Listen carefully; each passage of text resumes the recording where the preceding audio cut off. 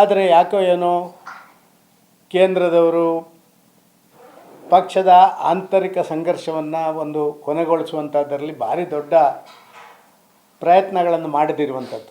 ನಮಗೆ ಎಲ್ಲರಿಗೂ ಕೋರ್ ಕಮಿಟಿಯ ಸದಸ್ಯರಿಗೆ, ನಾವು ಕೋರ್ ಕಮಿಟಿಯ ಸದಸ್ಯರಾಗಿದ್ದು ಅವರು ಸರಿಯಾದ ಸ್ಟೆಪ್ಸ್ ತಗೊಳ್ಳಿದ್ರೆ ನಾವೊಂದು ಆ ಸ್ಟೆಪ್ಸ್ ತಗೊಳ್ಳುವಂಥ ಮೂಡಿಗೆ ಅವರನ್ನು ಕನ್ವರ್ಟ್ ಮಾಡಬೇಕು ಅಂತ ಹೇಳುವಂಥದ್ದು ನಮ್ಮ ಮನಸ್ಸಿಗೆ ಬಂತು.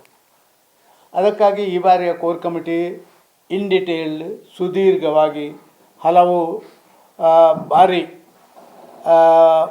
ಮನಸ್ಸಿನ ಅಂತರಾಳದಿಂದ ಬರುವಂಥ ಮಾತುಗಳಿಂದ ಕೂಡಿ ಒಂದು ಈ ಸರ್ತಿ ಕೋರ್ ಕಮಿಟಿ ಭಾರಿ ಚೆನ್ನಾಗಿ ನಡೆದಿದೆ. ಭಾರಿ ಹಿಂದೆ ಈ ಕೋರ್ ಕಮಿಟಿಗಳು ಅದೇ ರೀತಿ ನಡೀತಾ ಇತ್ತು.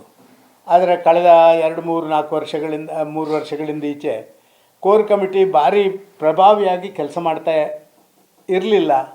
ಮತ್ತು ಎಲ್ಲರೂ ಕೂಡ ಒಂದು ಪ್ಯಾಚಪ್ ಮಾಡುವಂಥದ್ದು, ಯಾರಿಗೂ ನೋವಾಗದ ರೀತಿಯಲ್ಲಿ ಮಾತಾಡುವಂಥದ್ದು, ಸತ್ಯ ಸಂಗತಿಗಳನ್ನು ಬಹಿರಂಗವಾಗಿ ಹೇಳಲಿಕ್ಕೆ ಸ್ವಲ್ಪ ಹಿಂದೆ ಮುಂದೆ ನೋಡುವಂಥದ್ದು, ಯಾರಿಗೂ ಏನೋ ಬೇಜಾರಾಗ್ತದೆ ಅಂತ ಹೇಳುವಂಥ ಸಂಗತಿಗಳನ್ನು ಮಾಡಿ ಪ್ರಾಯಶಃ ಇವತ್ತಿನ ಕರ್ನಾಟಕದ BJPಯ ಈ ಪರಿಸ್ಥಿತಿಗೆ ನಾವು ಕೋರ್ ಕಮಿಟಿಯವರು ಕೂಡ ಒಂದು ಪಾಲ್ದಾರರು ಅಂತ ನಾನು ತಿಳ್ಕೊಳ್ತೇನೆ. ಯಾಕಂತ ಹೇಳಿದರೆ ನಾವಲ್ಲಿ ಎಲ್ಲ ವಿಚಾರಗಳು ಎಲ್ಲ ಕಡೆಯಿಂದ ಬಂದದನ್ನು ಗಂಭೀರವಾಗಿ ಚರ್ಚೆ ಮಾಡುವಂಥ ಪ್ರಯತ್ನಗಳನ್ನು ಮಾಡದಿರುವಂಥದ್ದೇ ಸ್ವಲ್ಪ ಮಟ್ಟಿಗೆ ಕಾರಣೀಭೂತ ಅಂತ ನಾನು ತಿಳ್ಕೊಳ್ತಾ ಇದ್ದೇನೆ.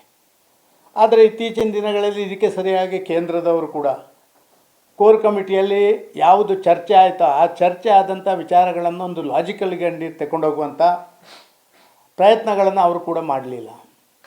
ಇದಕ್ಕಾಗಿಯೇ ಈ ಬಾರಿಯ ನಮ್ಮ ಒಂದು ಕೋರ್ ಕಮಿಟಿ ಅದು ನಿಜವಾದ ಒಂದು ಆಂತರಿಕ ವಿಚಾರಗಳನ್ನು ಚರ್ಚೆ ಮಾಡುವಂಥದ್ದಲ್ಲಿ ಯಶಸ್ವಿಯಾಗಿದೆ ಅಂತ ನಾನು ತಿಳ್ಕೊಳ್ತಾ ಇದ್ದೀನಿ.